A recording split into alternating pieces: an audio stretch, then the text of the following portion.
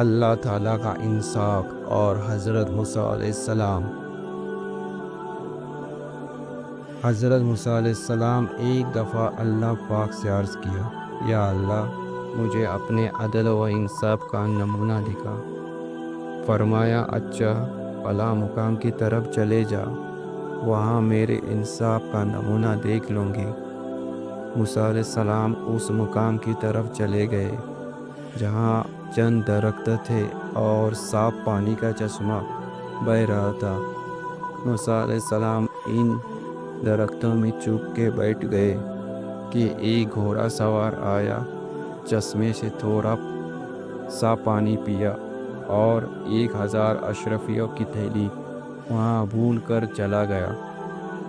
اتنے میں ایک کمسن لڑکا آیا اور وہ تھیلی اٹھا کر چلتا بنا۔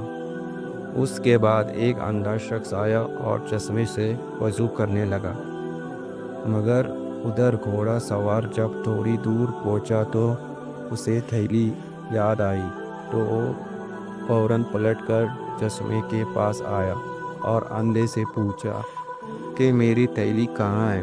اس نے کہا، مجھے کوئی خبر نہیں، میں نے کوئی تھیلی نہیں اٹھائی۔ اس پر گھوڑا سوار کو غصہ آیا اور اس اندھے کو قتل کر دیا۔ موسیٰ علیہ السلام یہ سب ماجرا دیکھ رہے تھے۔